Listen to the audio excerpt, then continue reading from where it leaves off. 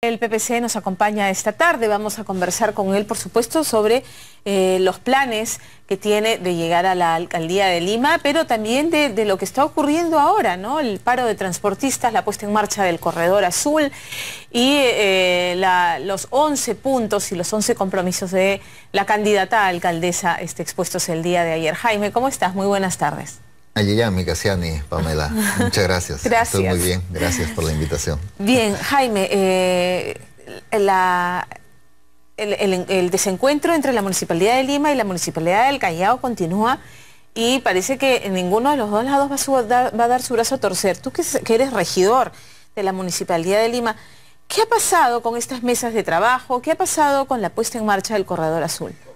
Yo creo que primero no se le dio la importancia a la necesidad de un trabajo coordinado entre ambas municipalidades. Esto no viene de ahora, viene de mucho antes, incluso de más allá de esta administración. Entonces, si realmente se quería hacer una reforma, esto implicaba necesariamente un trabajo coordinado con el Callao e incluso con Huarochirí, porque también Huarochirí tiene algunas concesiones de rutas. Entonces, lamentablemente no se le dio la importancia y creo que han iniciado este proceso menospreciando la necesidad de esta coordinación. Ahora, ya a pocos meses de terminar una gestión no se puede trabajar, digamos, y lograr una mesa de trabajo que permita un trabajo articulado.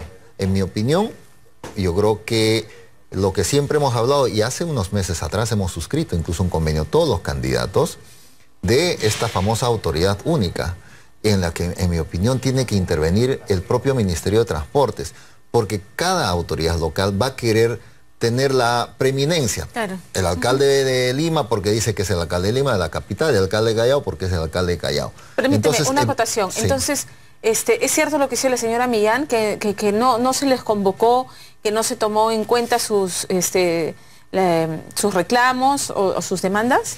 Más allá de que hayan convocado o no hayan convocado, porque luego la gerente de desarrollo urbano, digamos, desmiente, pero más allá de eso, lo que justamente es no había una voluntad, en mi opinión, no había una voluntad de trabajar, porque siempre el tema de la autoridad única ha estado planteado desde antes. Entiendo. Entonces, y esa autoridad única no puede ser solamente con los representantes de los gobiernos locales, provinciales, sino también tiene que intervenir otras entidades como el Ministerio de Transportes y en todo caso quien tenga la responsabilidad de coordinar de esta autoridad única debe ser una autoridad eminentemente técnica. Y hasta incluso dirimir, ¿no es cierto? Exactamente, que esté por encima de los intereses y de los apetitos políticos que cada administración pueda tener. Eso es parte de tu plan en caso llegaras a la alcaldía en el tema del transporte. ¿Qué debería ocurrir con el Corredor Azul? Porque yo digo, quienes piensan que aquí ha habido un ánimo electorero con la puesta en marcha del Corredor Azul, la verdad es que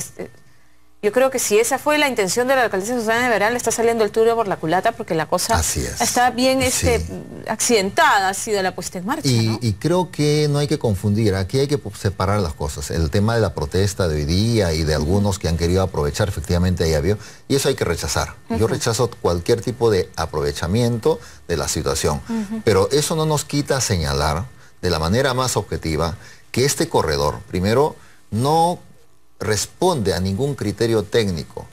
Efectivamente, como regidor, nosotros hemos recibido un informe del señor Guerra García hace 20 días aproximadamente, y en ese informe nos señala, entre otras cosas, que recién en esta prueba de esta marcha blanca que le llaman, recién están haciendo el estudio de demanda, es decir, para saber qué cantidad de pasajeros van, digamos, pasan por ese corredor. O sea, este informe admite lo que dice la señora Millán. Entonces la señora Millán lo que dice es cierto, que no se hizo un estudio de demanda. No existe, no existe. Previo. Previo, no existe. Por lo tanto, por lo menos está ahí en los documentos que nos ha presentado el propio señor Guerra García en el Consejo.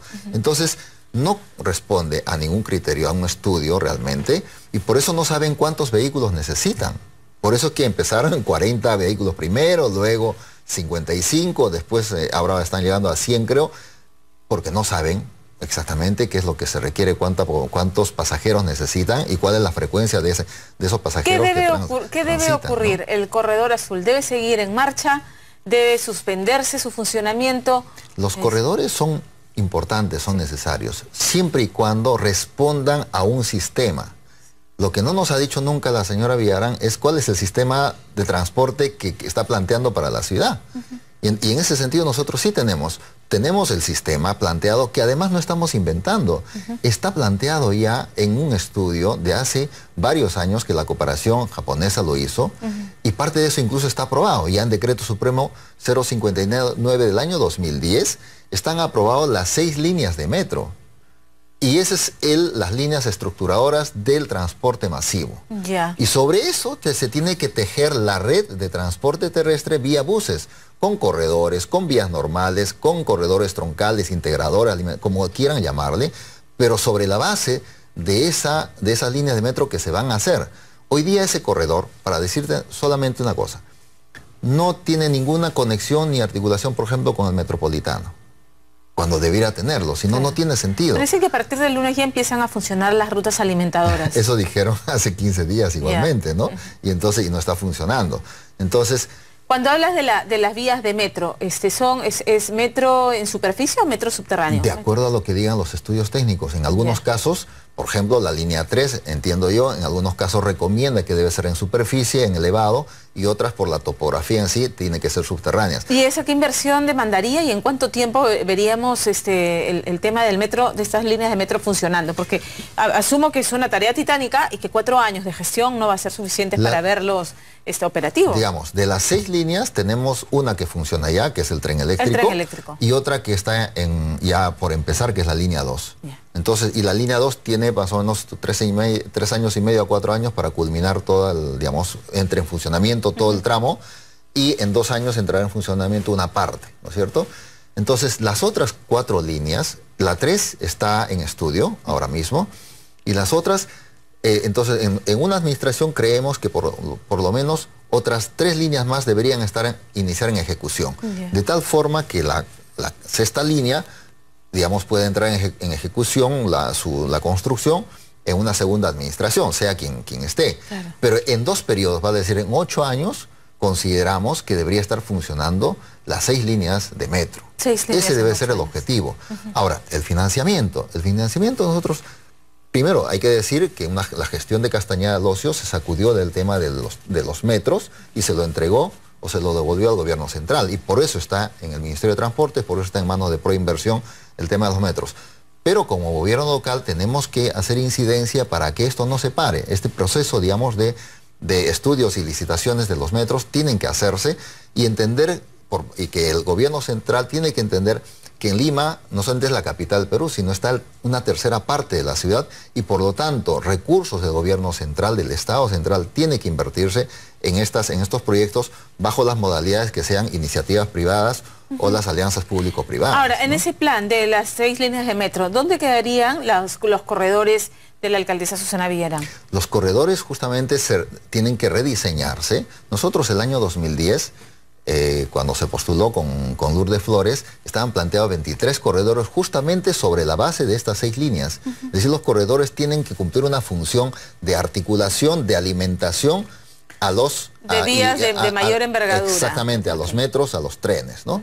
Entonces, parte de esta línea, por ejemplo, no corresponde a ninguna de esas líneas alimentadoras. Entonces, hay que rediseñarla, hay que estudiarla con paciencia. No se trata de decir, a ojo cerrado, esto no vale, pero sí tiene que responder a un estudio técnico. Por otro lado, también, en mi opinión, por ejemplo, no había necesidad de cortar las rutas. Es decir, la ruta empieza en Alcázar y termina en Miraflores. Una ruta corresponde a un corredor. No debería ser así, sino sencillamente las rutas que venían, por ejemplo, de San Martín de Porres o que venían del RIMAC, podían continuar con esa ruta, continuar por toda la avenida Arequipa, o sea, por todo el corredor hasta su destino. Entonces, lo único que había que empezar era, lo que sí se hizo bien es cambiar el régimen empresarial. Claro. Eso sí está bien, y luego cambiar unidades grandes en vez de estas unidades pequeñas. Con eso se hubiera aliviado tranquilamente y no hubiéramos tenido este problema que está pasando hoy día la ciudad de Lima, ¿no?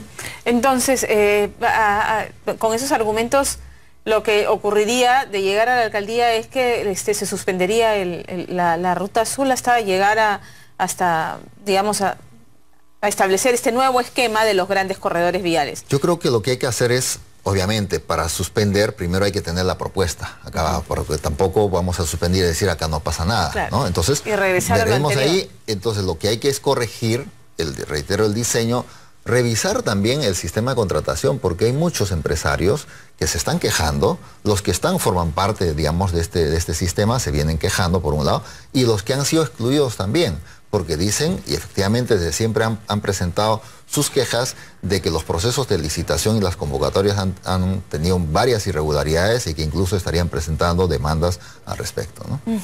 Ahora, ayer la alcaldesa presentó, bueno, la candidata por diálogo vecinal presentó un plan de 11 puntos, 11 compromisos, en el que habla de la creación de villas olímpicas, 40 villas olímpicas, 40 bibliotecas, 6 nuevos parques zonales, construir la vía olímpica panamericana, terminar la construcción de Río Verde, en fin, una serie de compromisos. ¿Qué te ha parecido? Se ha adelantado la Navidad para la candidata, ¿no? Está regalona. Mire, muchas de estos compromisos que ella dice tener, prácticamente están ya concesionadas. De las nuevas vías de Lima y están establecidas algunos viaductos, algunos pasos a desnivel, están planteadas. Entonces, eso se va a hacer, esté ella o no esté ella. Así es que aquí no se trata de decir, no hay mucha novedad. Efectivamente hay que hacer más viaductos y además lo que se tiene que plantear primero, ¿cuál es el proyecto de ciudad que uno plantea? Porque yo no puedo hablar de tantos anillos, de tantos viaductos, de tantos túneles, si no tengo idea clara de qué ciudad es la que quiero hacer de Lima. Bueno, precisamente, ¿no?, en ese tema, respecto a la expansión de Lima, incluso hablaba de la ciudad ecoeficiente de Lurín y de la ciudad también ecológica de Ventanilla Callao, me parece, ¿no? O sea, sí, dos polos de desarrollo que tienen que ser ordenados para separar industria de zona urbana. Ahí nosotros planteamos claramente lo que son las ciudades policéntricas. Y en lo que ya más o menos se está reconfigurando la Lima Norte, sí, la Lima Este, la Lima Sur y obviamente la Lima Centro. Esas 4 Limas son las que tienen que lograr un mayor desarrollo. La Lima Centro es la que ha tenido un mayor desarrollo, está más consolidada, pero no tiene, digamos, vías que permitan facilitar el transporte y poder potenciar aún más ese desarrollo. Y que la gente, las personas que viven en esa ciudad, en la Lima Centro, en las demás Limas, no tengan la necesidad de transportarse más a tramos largos, sino todo lo que requiere la persona pueda... en su propio... Exactamente. Entonces, y mucho de eso se logra en la medida que tengas un buen diseño de infraestructura vial.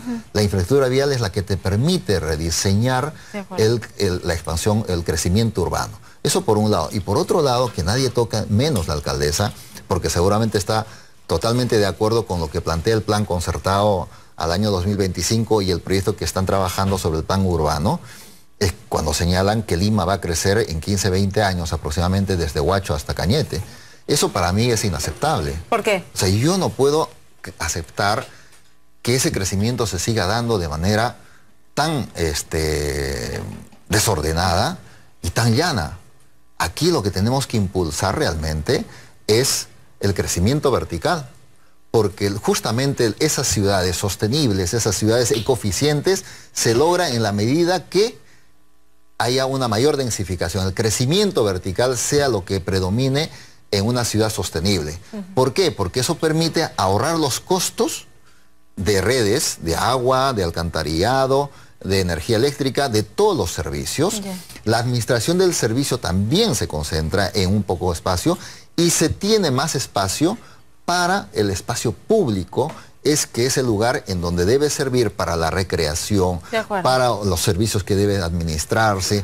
Y está hablando de la creación de 6 nuevos parques zonales, a pesar de que se está debatiendo la posibilidad de recortar el presupuesto de Serpar, ¿no?, que dejaría un poco desamparados a los grandes parques zonales, pero habla de la creación de 6 nuevos parques zonales. Que son... Sí, pero ni siquiera hasta ahora ha empezado, creo que el parque zonal que habló en Villa María del Triunfo, ¿no? Eso está ahí a medio hacer, no tiene recursos. El Parque El Migrante, que hoy día está paralizada, es un pampón abandonado totalmente. Entonces, hablar es muy fácil, ¿no? Y de hecho ya hemos comprobado que para Susana Villarán hablar es muy fácil, porque luego no se hace responsable de sus palabras, ¿no? Hay que recordar, en la revocatoria dijo y juró prácticamente que ella no iba a postular, y que a cambio de eso le dieran el voto por el no, y ahora dijo que no, es un cambio de opinión nada más, ¿no? Entonces, la verdad es que no hay mucho por qué creerle a Susana Villarán, para ¿no? recapitular en los dos temas que hemos abordado, porque podríamos, lamentablemente el tiempo nos gana y no será la última vez que lo hagamos antes de la campaña, Jaime. Gracias. En el tema del transporte, la propuesta es que los corredores viales de Susana Villarán van a seguir en marcha, pero que el gran plan del PPC son las 6 líneas del metro del tren y que necesitan 2 gestiones para que sean una realidad. Así es, empezar por eso, ¿no? Y luego, y sobre eso, sabiendo cuáles son, digamos, la ruta de los trenes, sobre esa base, aunque estén en proyecto, se tiene que ir estructurando esas redes o esos corredores. Los paraderos tienen que estar en función de dónde van a estar las estaciones de los metros. De los metros, trenes, como en todas partes del mundo. Y hoy día no está así. Y luego los corredores en todas partes del mundo donde existe un mínimo de infraestructura. No hay una infraestructura adecuada en el paradero inicial del corredor ni en el paradero de media vuelta, cuando debería existir tranquilamente, para que por lo menos el conductor en esa media vuelta tiene que bajarse en algún momento, por lo menos para caminar, para desestresarse, para estar en condiciones adecuadas para nuevamente iniciar, o tenga incluso necesidades fisiológicas. No hay ni siquiera un baño para ese, digamos. Entonces lo han hecho lamentablemente sin pensar en las personas, sin pensar en el operador del transporte, sin pensar en los pasajeros, sin pensar en los vecinos. Uno va por todo el corredor y los paraderos son sencillamente un poste de fierro con un letrero que es paradero, y sin embargo el espacio que tienen para esperar no tiene condiciones adecuadas para las personas, cuando todo lo que se hace en transporte, en general, en todo, tiene que estar en función de darle calidad de vida al vecino. Sí, es lo que invoca la alcaldesa, ¿no? Además. Y finalmente, entonces, amarrado al tema del desarrollo del transporte y articular las grandes vías, está el desarrollo de esta Lima... Ciudades policéntricas. Ciudades policéntricas. Así es, ¿no? Entonces, por eso es que hablamos, por ejemplo, de Lima Norte, que está justamente diseñada la línea 3 desde ahí, desde más o menos... Puente Piedra o Comas, pero por ejemplo de Comas hasta Ancón se tiene que plantear un tren de cercanías. Claro. Un tren de cercanías que permita además desarrollar Ancón como una forma, un tren de cercanías de Ancón hasta Puente Piedra y de Ancón hasta el Callao, para evitar, por ejemplo, que los camiones que vienen del norte trayendo mercaderías, productos de exportación o que se van hacia el Callao, no tengan que entrar hasta el Callao pasando por todas estas vías, por Gambetta, sino sencillamente quedarse en Ancón, y a partir desde Ancón, en los vagones de carga del tren de cercanías puedan llevar. Entonces generas un polo de desarrollo en todo eso, ¿no? Igualmente eso se plantea para el sur, Pucusana, San Bartolo, y obviamente la periurbana, que está diseñada, que tampoco es creación de ella, está planteada la periurbana desde San Bartolo hasta Puente Piedra, que tiene que atravesar, por ejemplo, todo el cerro de la sierra que nos va, digamos, que nos va mirando. Eso se tiene que hacer igualmente con recursos del Estado, ¿no? Muy bien, Jaime, muchísimas gracias por estar esta tarde con nosotros. No será la última vez y de todas maneras te deseo suerte en el 5 de octubre. Muchísimas gracias. Gracias.